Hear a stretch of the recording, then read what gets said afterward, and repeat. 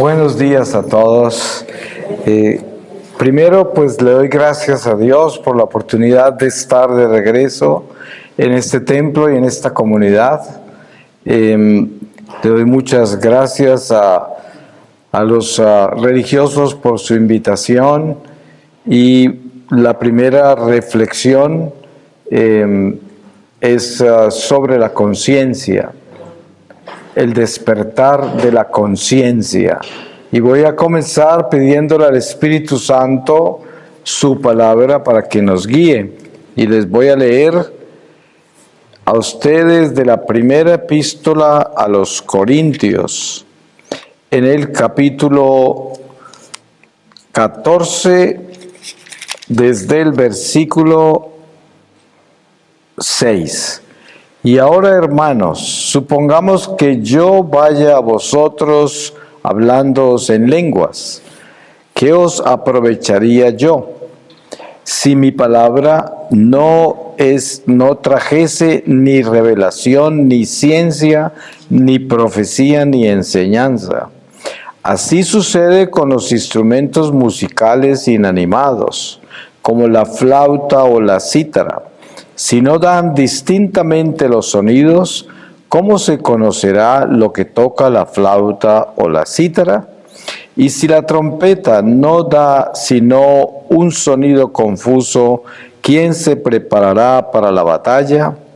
Así también vosotros, si al hablar no pronunciáis palabras inteligibles, ¿cómo se entenderá lo que dices? Es como si hablarais al viento. Hay en el mundo no sé cuánta variedad de lenguas, y ninguna carece de sentido. Mas si yo desconozco el sentido de una lengua, seré un extranjero para el que me habla, y el que me habla un extranjero para mí. Así pues, ya que aspiráis a los dones espirituales, procurad abundar en ellos para la edificación de la asamblea. Por tanto, el que habla en lenguas, pida el don de interpretarlas, porque si oro en lenguas, mi espíritu ora, pero mi mente queda sin fruto. Entonces, ¿qué hacer? Oraré con el espíritu, pero oraré también con la mente. Cantaré salmos con el espíritu, pero también los cantaré con la mente.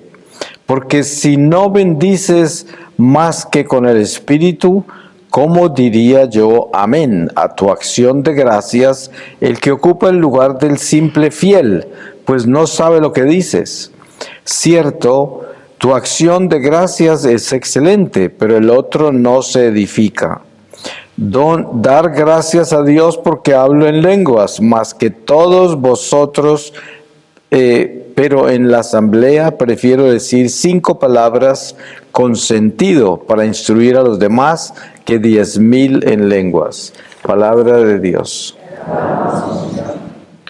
Pues para nosotros siempre es un desafío muy grande como católicos el despertar nuestra conciencia. Precisamente los sacramentos llegan a tomar su función plena de acuerdo a la conciencia, porque, por ejemplo, una preparación para comulgar tiene que ser una buena confesión, y una buena confesión no se da si la conciencia no está despierta, porque sería simplemente una acción religiosa en la cual el hombre sigue los movimientos de la ley, pero no los movimientos del espíritu. Y por eso la conciencia tiene que estar despierta. Pero para despertar la conciencia tenemos que despertar nuestra responsabilidad espiritual, porque por pura naturaleza humana caída, nosotros tendemos a esconder la conciencia convenientemente. La prueba está que no es fácil que el hombre camine hacia el dolor del pecado. Es fácil que camine a confesarlo, pero caminar hacia el dolor de ese pecado que confiesa se necesita conciencia. Porque si la conciencia no está despierta, no hay dolor. Y simplemente hay una acción de ley. Se está cumpliendo con una ley. pero no una ley espiritual, sino una ley religiosa. Y la ley religiosa no trasciende al espíritu ni tiene resonancia en la reconciliación con Dios, porque cuando actuamos solo desde la ley, estamos cumpliendo con preceptos que no necesariamente trascienden. Hay mucha gente que viene a la iglesia y participa en la iglesia, pero no le obedece a Dios. Como dice el apóstol, el diablo también cree, pero no obedece. Y hay mucha gente que tiene su propia doctrina diseñada de acuerdo a su conveniencia y por lo tanto manejan los sacramentos, la oración, la vida que llevan en la iglesia a su manera, no de acuerdo a lo que la misma doctrina dicta. Y también no se entra en la apertura de una conciencia que nos lleve a nosotros a estar constantemente en un examen en el cual vamos en un peregrinar de crecimiento espiritual, buscando ser mejores personas a medida que vivimos, porque al vivir estamos muriendo a esta vida. Precisamente cuando hablamos de vivir, estamos hablando de ir muriendo a esta vida, pero viviendo en el Espíritu, porque estamos buscando nuestro nacimiento. Ustedes saben que cuando Jesús está hablando con Nicodemo sobre nacer de nuevo en el Espíritu, nos encontramos con una catequesis demasiado importante con relación a la ley y al Espíritu.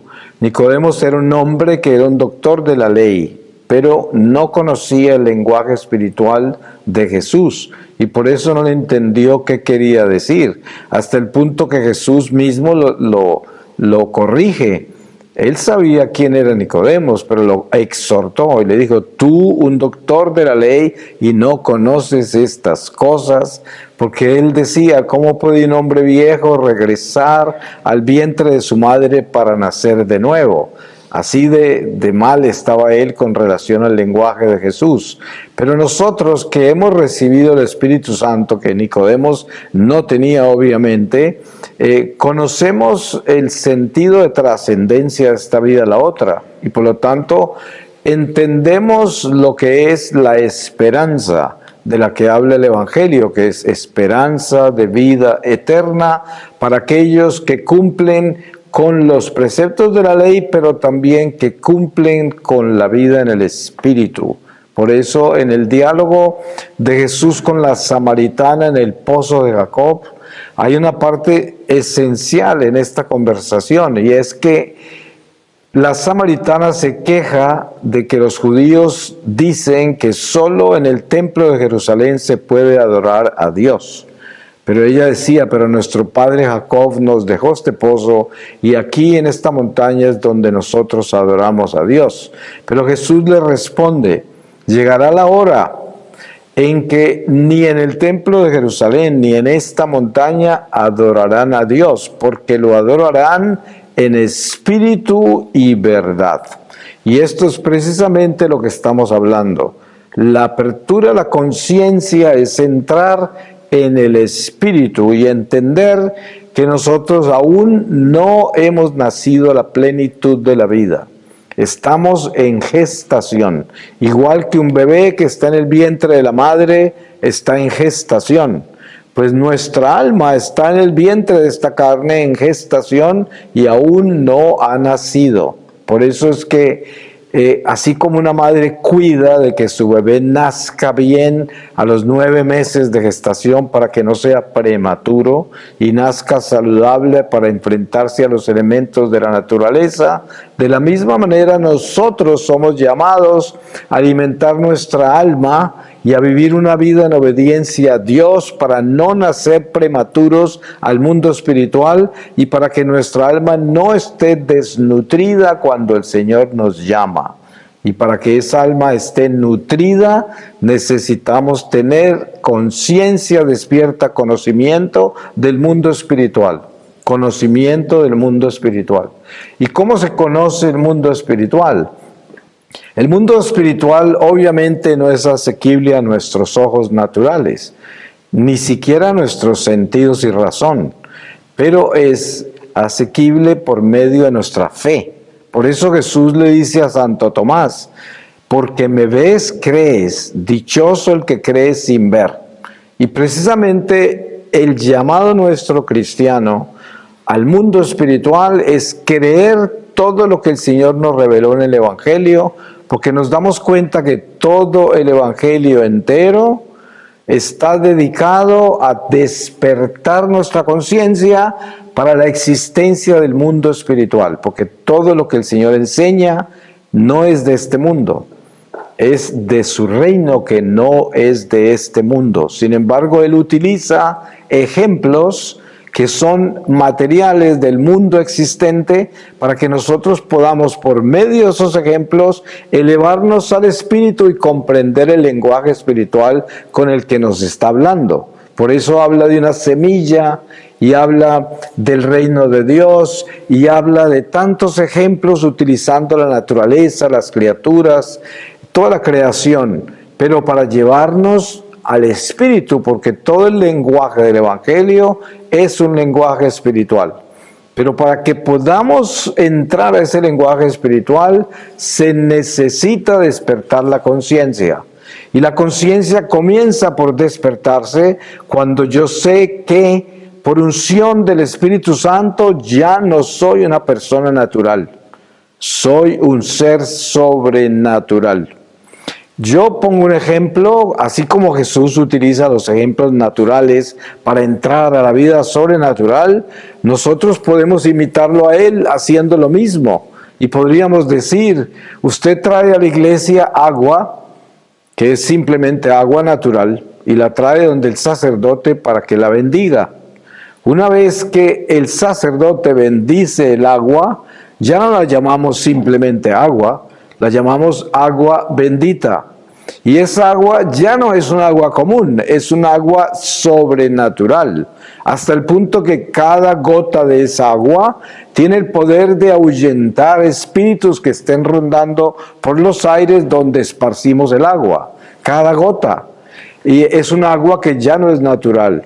Y esta es una criatura inferior a nosotros, la criatura del agua. ¿Se pueden imaginar cuando nosotros traemos un ser humano a la iglesia para ser bautizado? Lo traemos como un ser meramente racional, una persona natural. Pero una vez que es bautizada, se convierte en un ser sobrenatural. Ya no es común, natural. Por lo tanto, todos nosotros aquí presentes somos seres sobrenaturales. Pero para entender la sobrenaturalidad de nuestro ser, tenemos que despertar nuestra conciencia espiritual.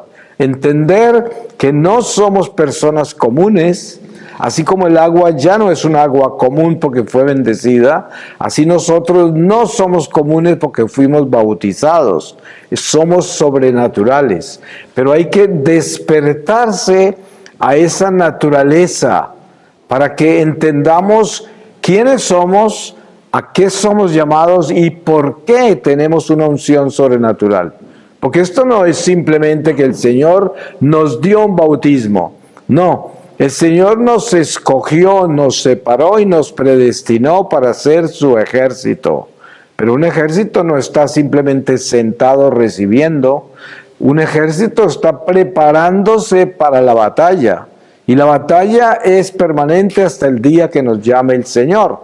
Vivimos en una batalla espiritual mientras estemos en esta carne, vasija de barro como la llama San Pablo o tienda como la llama San Pedro, pero estamos de paso y estamos en un instrumento de carne, pero temporalmente, y mientras estemos en este mundo, en este cuerpo, estamos en una batalla espiritual contra el mal, porque hemos sido escogidos para ser ejército de Dios, para la salvación de las almas. Y es importante que en esta concientización de quiénes somos, cuál es el llamado, cuál es la misión, también entendamos cómo es que debemos prepararnos para estar permanentemente fortalecidos y vigilantes en cada paso que estamos dando. Porque Desde el vientre de nuestra madre, el Señor nos escogió para ser miembros de esta iglesia. Y desde el vientre de nuestra madre, el diablo nos conoce, porque él conoce sus enemigos y sabe que nosotros somos sus enemigos. Porque la pesadilla más grande de los infiernos en este mundo caído es la Eucaristía, es la luz, esa es la pesadilla. Y nosotros somos instrumentos de la Eucaristía, instrumentos eucarísticos de reparación. No podría haber algo más doloroso para las tinieblas que un instrumento eucarístico, porque es el vehículo de luz que ilumina este mundo de tinieblas. Y por eso el diablo quiere apagar esa luz, y la apaga con el pecado. Nosotros somos una luz encendida desde el bautismo, y el diablo se dedica a disminuir esa luz hasta tratar de apagarla a través de la desobediencia, del pecado, y así suspendemos nuestra misión. Y es muy doloroso tener una visión de nuestra vida y encontrar áreas donde no hemos estado iluminados, donde hemos dejado que las tinieblas apaguen nuestra luz o la disminuyan, porque el Espíritu Santo es fiel y una vez que hemos sido bautizados nunca se apaga totalmente, pero esa llama sí se disminuye por el pecado y ya no actúa como debe actuar. Y es muy doloroso encontrar eso. Hay muchas almas en el purgatorio viviendo ese dolor porque permitieron que esa luz no se encendiera al nivel que tenía que encenderse, porque se dedicaron a su vida natural y vivieron en el amor propio, vivieron en su egoísmo y se olvidaron de su misión. Y hoy tienen que llenar todos esos espacios de desamor con el amor de Dios en una forma muy dolorosa, porque ya no tienen un cuerpo físico y es muy difícil hacer eso. Y ojalá pudiésemos tener una visión clara de lo que es el purgatorio, porque entonces estaríamos muy preocupados de asegurarnos que no creamos purgatorio durante esta vida, porque precisamente todo vacío de amor en cada paso que damos es un estado purgatorial.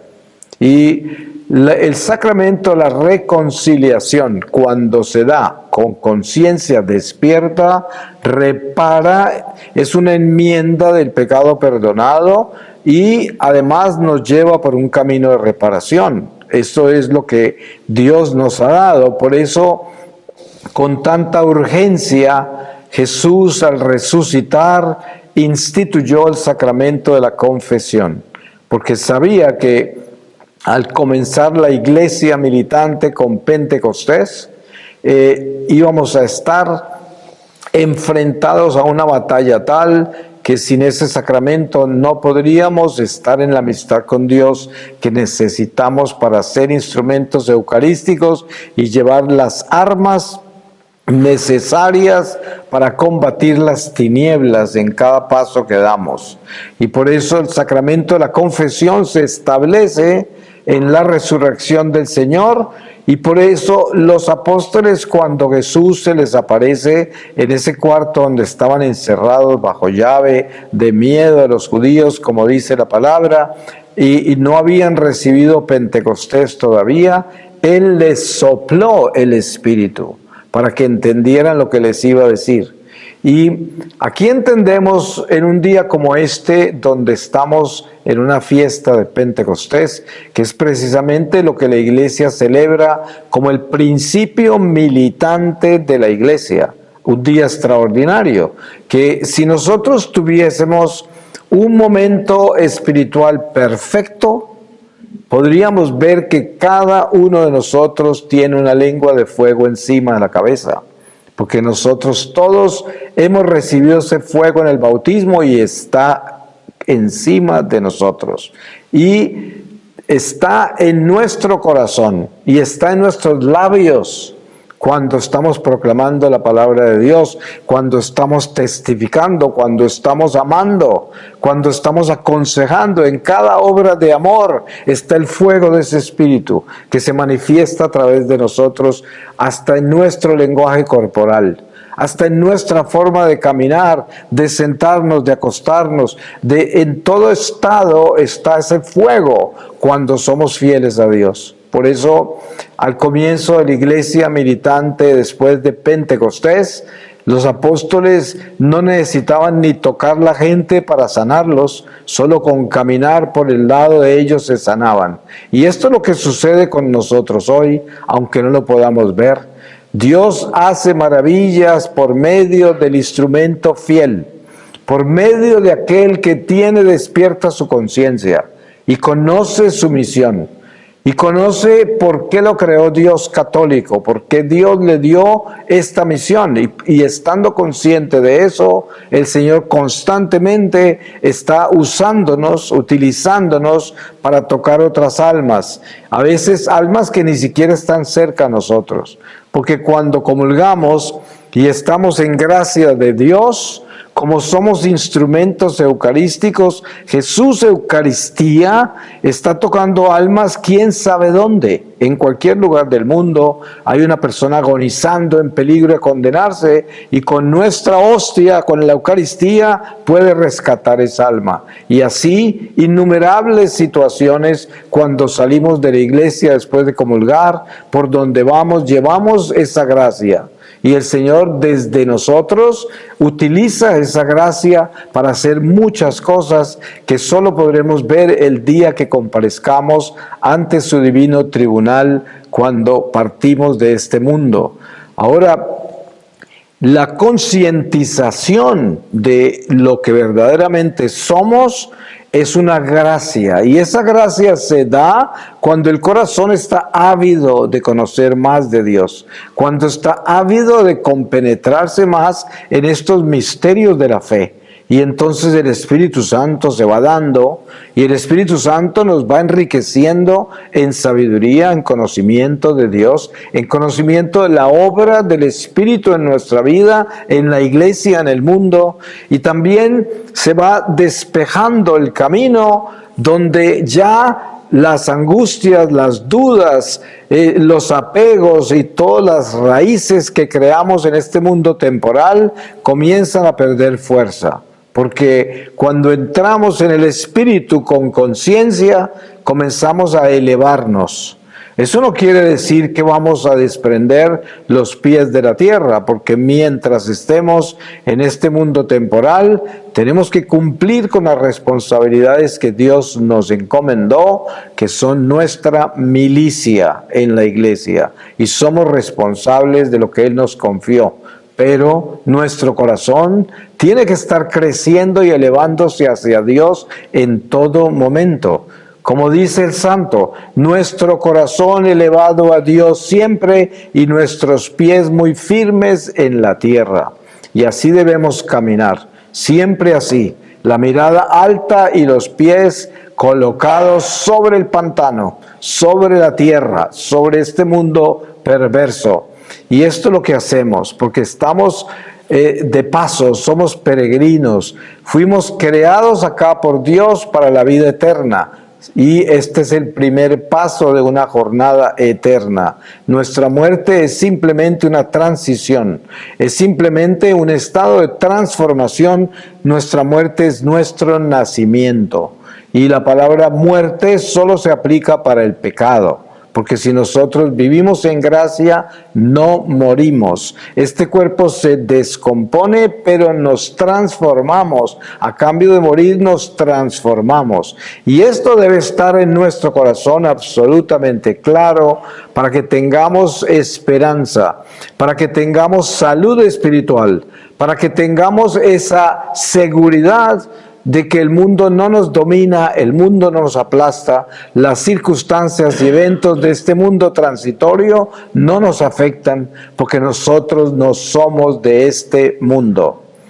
Yo siempre le digo a los católicos, especialmente en este mundo de hoy, donde hay tanta confusión y tanta división, incluso dentro de la misma iglesia, digo, mucho cuidado con el terrorismo religioso. Hay mucha gente terrorista en la iglesia, grandes instrumentos y muy populares, pero están hablando de tragedias, de castigos, de destrucción, de final, de todo esto, y esto es algo que se copió de las sectas, porque así es como trabajan las sectas, y se ha infiltrado en nuestra iglesia este terrorismo religioso, y la gente, por el instinto de autodestrucción que tenemos por el pecado original, que es la muerte que está marcada en nuestros huesos, la gente ansía y es ávida por la destrucción, por el castigo, por el final.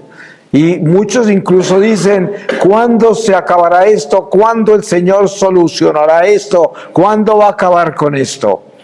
Se escucha a veces de personas que son ávidas por ese terrorismo religioso, cuando del corazón del cristiano lo que debe salir es una súplica para que Dios tenga compasión de todas estas almas que están perdidas en este mundo. ¿Se imagina si el Señor llega hoy, toda la gente que se condenaría por el estado espantoso en que se encuentra la humanidad? Uno dice, Señor, ten compasión para que muchas almas se salven. Y esto hay que entenderlo. Pero otra anomalía, y es algo que no debemos nosotros aceptar, es que nuestra preocupación no es lo que el diablo está planeando en este mundo.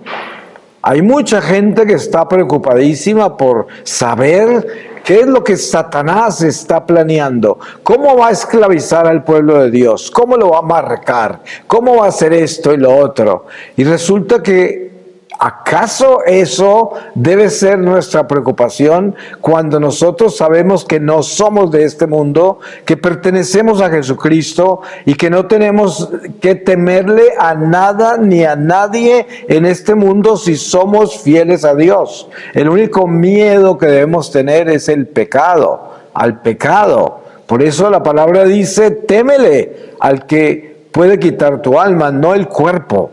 El cuerpo lo pueden matar, pero el alma, esa es la que tienes que cuidar. Y por eso no debemos confundirnos con todas estas noticias malas de lo que el diablo planea, lo que los masones planean, lo que el nuevo orden mundial planea, lo que planea. Esas son noticias del mundo, esas son noticias mundanas.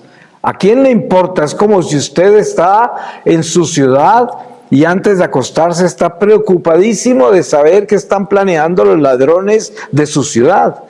Eso no le debe quitar el sueño a usted. Uno debe ser prudente y cerrar bien la casa. Pero preocuparse de lo que están planeando los ladrones, eso no debía quitar el sueño a uno. Y lo mismo, a mí no me quitan el sueño los masones o el nuevo orden y qué están planeando con hacer con el mundo y cómo van a tratar de marcarnos y esto. ¿A quién le importa eso? Ustedes se dan cuenta que en el Evangelio no hay una sola palabra sobre eso. Y cuando Jesús estaba entre nosotros, sus judíos eran esclavos de los romanos. Ustedes saben que Judas Iscariote estaba súper ofendido con Jesús porque él era como un guerrillero que estaba buscando la libertad del pueblo judío. Querían tumbar a los romanos. Y él inicialmente tenía la esperanza que Jesús venía a tumbar a los romanos. Cuando Jesús empezó a hablar en un lenguaje sobrenatural y de otro mundo,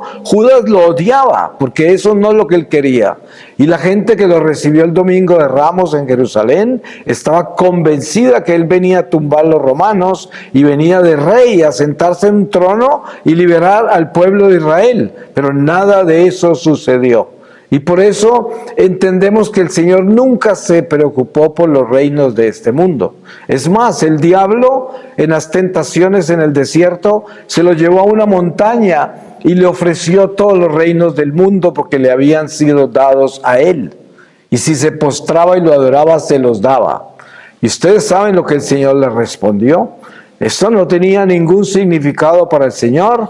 Y miren que el Señor nace en una pesebrera en Belén, en medio de animales, en un sitio maloliente, en el sitio más absurdo, demostrándonos a nosotros que en su reino nada que ver con este mundo.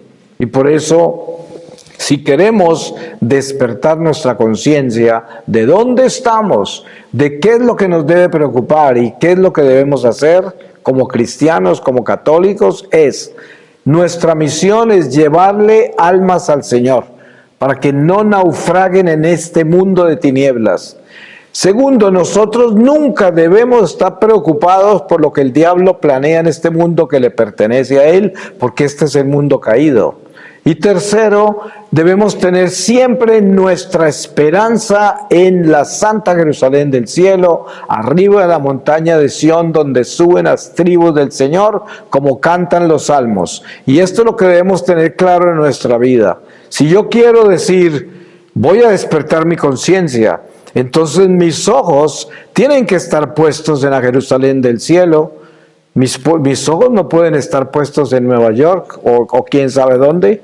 No, en la Jerusalén del cielo. Ahí están mis ojos y mi corazón late y es ávido por llegar allá. Ese es mi destino.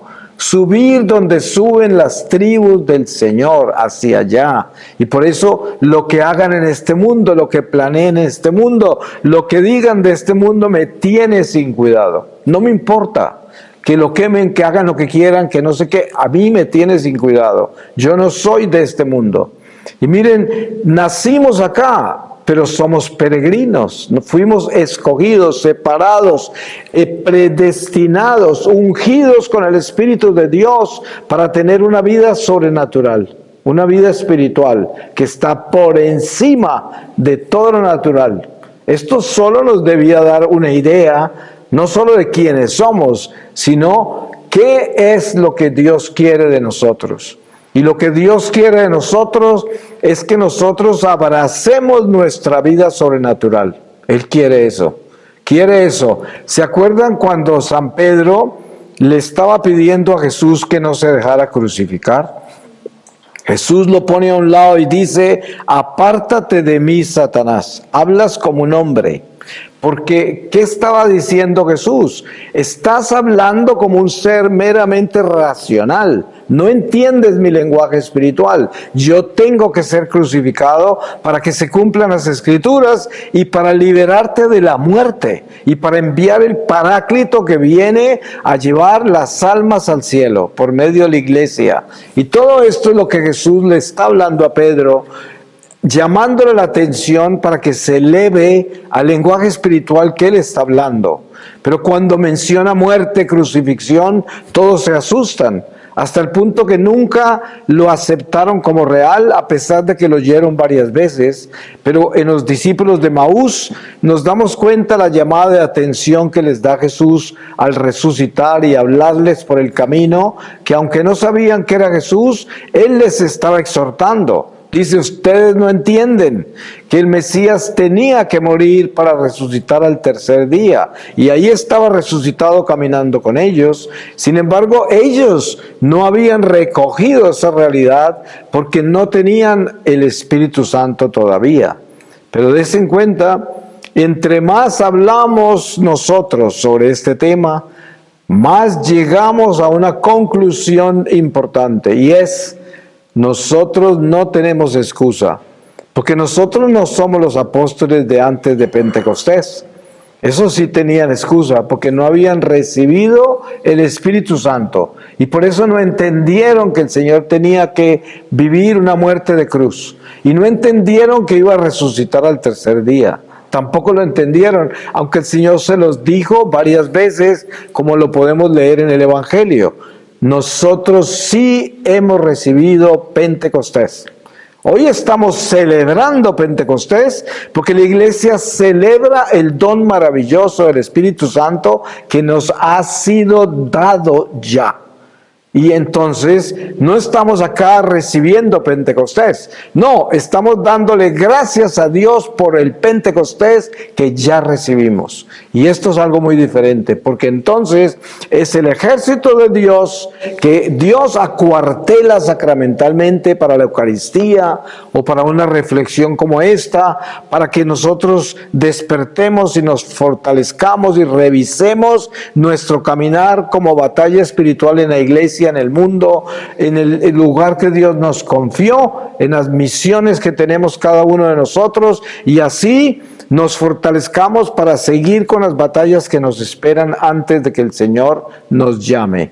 Y ustedes saben que el mundo siempre ha sido malo, porque muchas veces la gente se asusta y dicen, ¿cuánto puede cambiar esto? ¿Cuánto peor se puede volver?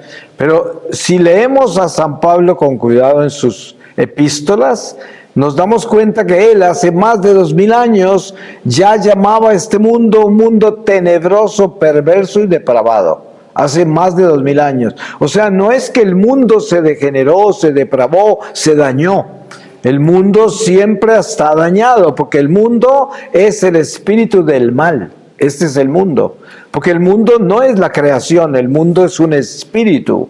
Y por eso, cuando Jesús ora al Padre por nosotros, por sus apóstoles y los que vendríamos después de ellos, Él dice, Padre, yo no te pido que los saques del mundo, porque ellos no son del mundo como yo no soy del mundo. Te pido que los protejas del maligno. Y esto es algo que debemos entender. El Señor quiere que nosotros estemos en el mundo, porque en el mundo es donde están las almas que Él quiere que le llevemos. Pero quiere que estemos seguros de que no vamos a naufragar en el espíritu del mundo, porque el espíritu del mundo es el diablo, que es el que maneja este mundo caído. Entonces, teniendo claro eso, como hijos de Dios, no nos dejamos seducir por los reinos de este mundo. Mucha gente católica vive la iglesia y vive su religión simplemente para acompañar su vida en el mundo, porque son del mundo, son católicos mundanizados y su reino está acá. Todos sus sueños, sus aspiraciones, todo lo tienen en la tierra. No tienen ninguna avidez por llegar a la Jerusalén del cielo. No tienen los ojos puestos en la vida eterna. Todo es temporal. Y si revisan las oraciones que le traen al Señor, todas son para la vida temporal. Todas, una por una, una por una. Ninguna es para la vida eterna, la salvación del alma, intercesión por la conversión de todos los pecadores. Ninguna es la misión. Es simplemente una vida religiosa, carnal, temporal, cerebral, terrenal. Eso es un desperdicio.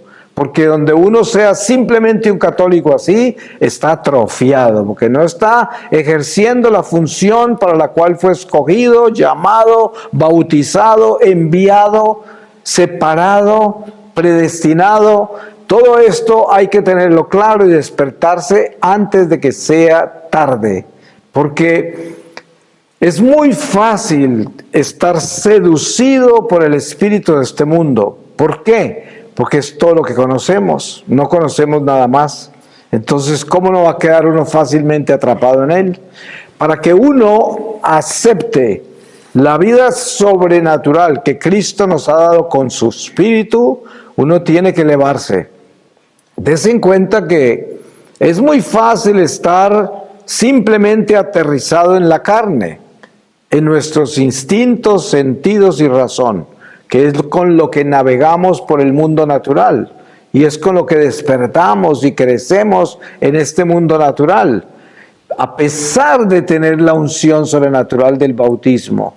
Pero mucha gente tan solo navega con los elementos primarios y se mantiene ahí hasta la muerte, y no quiere ni morirse, porque quiere estar acá, y lo aterra el tiempo, y vive asustado con el tiempo porque parece que se estuviera acabando. Claro, porque se está tan apegado a esto que no quiere que se le acabe.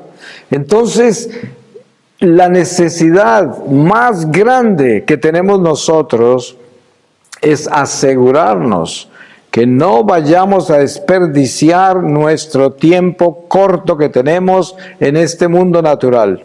Porque somos seres sobrenaturales, porque el Señor nos escogió, porque tenemos una misión y somos responsables de ella. Cada uno de nosotros debe brillar como una estrella en el firmamento donde estamos, allí donde el Señor nos llamó. en su familia, en su trabajo, en su ciudad, en su comunidad, donde usted ha sido llamado, ahí debe ser una estrella, una luz de esperanza, una luz de amor, una luz de Dios, la presencia de Dios entre los hombres. Esa es nuestra llamada. Cuantas veces usted no alumbre, pues eso está contra usted, eso testifica contra usted. Y por eso debemos estar tan atentos de vivir una vida sacramental, para que por medio de estos ejercicios espirituales de la vida sacramental, de oración, de obras de misericordia, podamos estar creciendo como hijos de la luz, como hijos de Dios. Voy a terminar con esta lectura de la epístola a los Efesios, capítulo 1, desde el versículo 15, triunfo y supremacía de Cristo.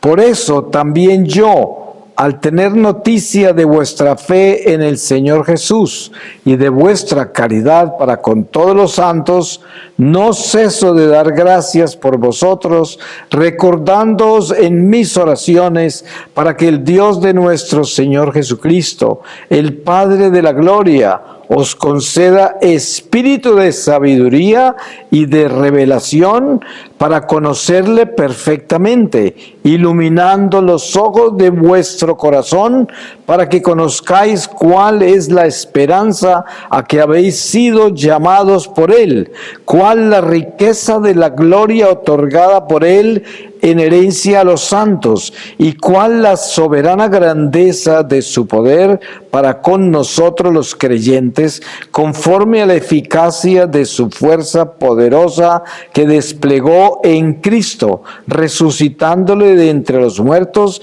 y sentándole a su diestra en los cielos, por encima de todo principado, potestad, virtud, dominación y de todo cuanto tiene nombre, no solo en este mundo, sino también en el venidero. Sometió todo bajo sus pies y le construyó cabeza suprema de la iglesia, que es su cuerpo, la plenitud del que lo llena todo en todo. Palabra de Dios. Pues le damos gracias a Dios porque Él es bueno y misericordioso, y porque el Señor tiene compasión de nosotros y quiere que cumplamos con nuestra misión. Y por eso el Espíritu Santo es muy puntual, y especialmente litúrgicamente en un día como este de Pentecostés, la Iglesia recibe muchas gracias, como es despertarnos, despertar nuestra conciencia. Amén.